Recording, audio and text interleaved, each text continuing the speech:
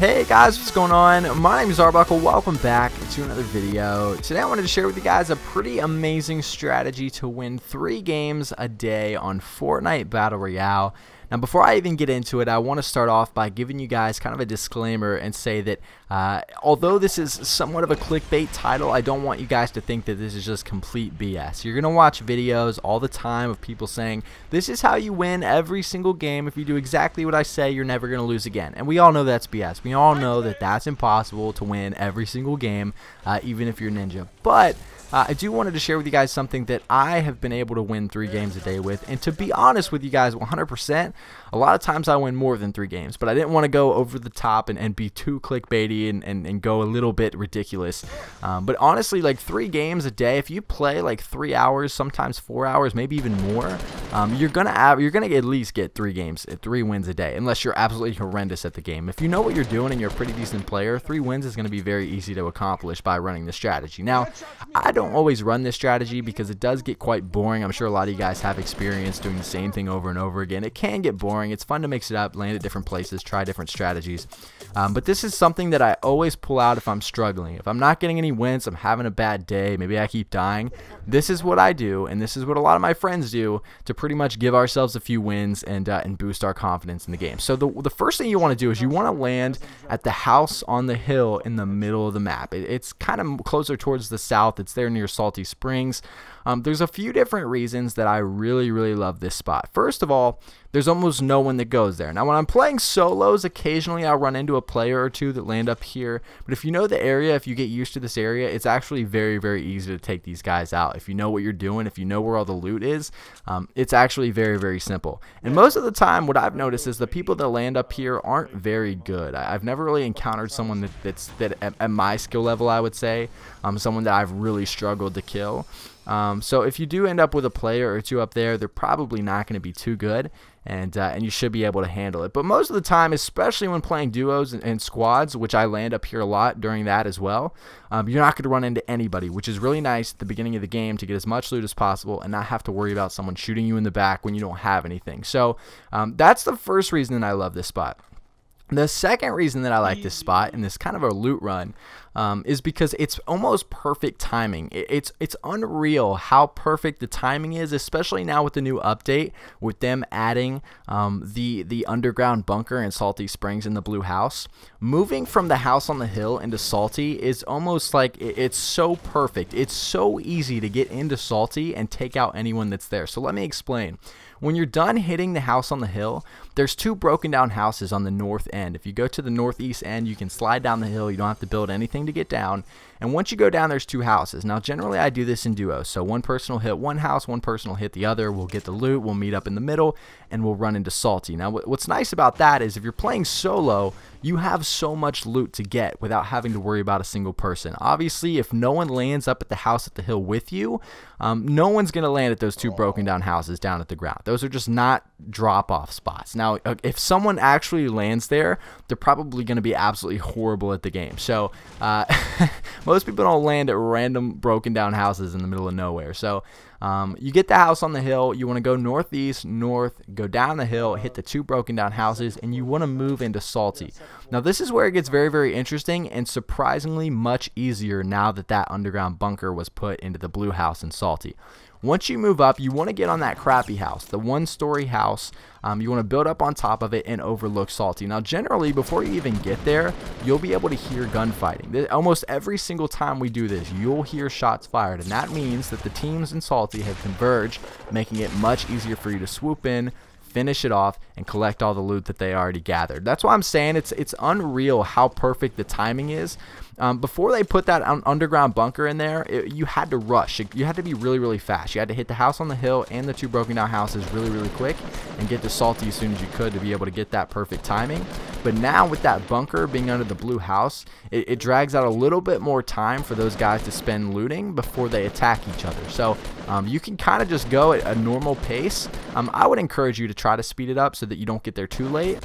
But once you hit all that and you move into Salty, you're almost always going to run in there as the gunfight is happening or right before it happens. And that's the perfect time to jump in, because these 2 guys, if they're 2 guys or 2 teams, however many people, whether you're playing squads, duos, solos, they're going to be going at it, and you and your teammate or yourself, whatever you're playing, are going to be in the perfect position to finish off, or if you're lucky, take out everyone that's shooting at each other and collect all their loot. Now, what's nice about that, first of all, you don't have to do any looting. By the time that you get to Salty, all those guys are going to be done looting in the entire Salty Springs, which happens every single time. Like, that's not just like a rare occurrence. That happens every single time. And not only are they going to loot everything, but they're going to be shooting each other. They're not going to be prepared for someone to shoot them in the back. Most of the time, what I do is I'll wait for them to kind of fight it out. I'll get as close as I can. I'll get right on top of them, and I'll let them finish whatever they're doing. Realize how many people there are. Okay, no one's going to sneak up behind me. These are the only guys here. And as soon as they're done fighting, I swoop in, finish off whoever's left. And most of the time, they're already injured because they were in a gunfight. And voila, you get all the loot. So now you've landed at the house on the hill. You've collected all the loot from there. You've moved into Salty. You've collected all the loot from there. Hopefully, you've gotten in a few gunfights, make the game a little bit more interesting, and from there on out, it's honestly just personal preference. Now, and I don't want to say it's 100% personal preference, because obviously you have to go to where the circle is. But once you get here, once you're at this point in the game, you're already going to be down to probably 30 people. Now, there's one last tip that I want to give you guys. It's absolutely crucial for getting these wins, and this is actually something that's very, very important that a lot of people won't care about, but you should really think about before making your decision after moving into Salty. So a lot of times, if we're in the middle of Salty, we'll trap up Salty, right? We'll kind of like take down trees. We'll find a specific location that we want to chill at, that we want to fortify. We'll knock down all the trees around it so we can see people from a distance coming towards Salty, and we'll kind of just like low-key fortify one of the houses. That's generally what we do. But if we have to move, we try to go as far away from the Dusty Divot as possible. Now, let me tell you why. Because so many people are grabbing those pop rocks, those jump shocks, those sock bops, whatever they're called, the things that allow you to jump extremely high in the air. Those things are so OP, it's unreal. Now, I know a lot of you guys are probably really good with those things, but a lot of other people are also really good with those things. When you're going up against an entire team that all have those jump rocks or pop rocks or whatever they're called, it's very, very difficult to take out multiple people, even if you have them fortified. For example, yesterday when I was playing with my buddy, we fortified a house, and we threw a porta-fort on top of the house, and then built walls on the outside of the porta-fort. Dude, we had like a mansion. We had the coolest base ever.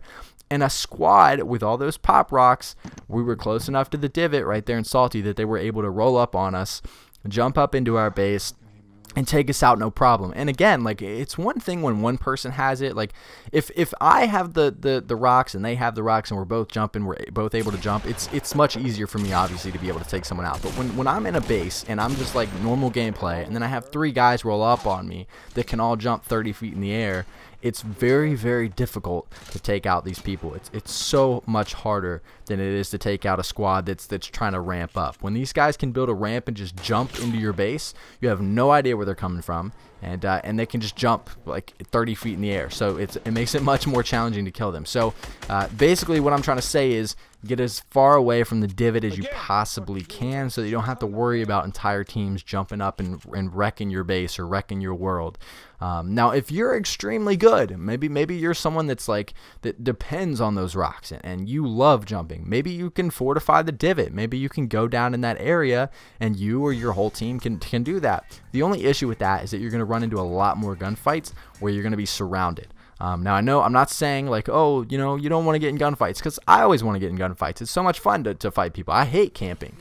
But the one thing that's annoying is getting shot in the back, getting shot from 14 different directions at one time, because the divot is so popular now and it's so widespread that literally it's like a mile long, dude. It's like so many people can see into the divot.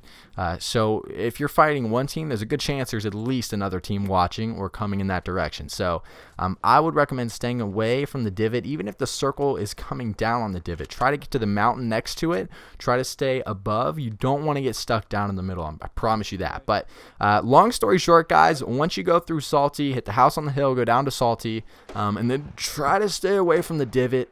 If you're going to fortify in Salty, I would recommend doing it at the top of Salty Springs. Try to do it in the back end, so that if anyone is coming up from the divot and they have those rocks that allow you to jump 100 feet in the air, they're going to be about wear down by the time they get to you. So you won't have to worry about 5 dudes just jumping around like crazy. So, and this is basically the strategy. When it gets down to this point in the game, by the time you run into somebody else after either fortifying salty or moving out, there's only going to be like 10, 15 people left. And at that point, it comes down to skill. There's nothing that I've made 100 videos on YouTube giving you guys tips and tricks to be able to survive and do things better. So you can watch those videos.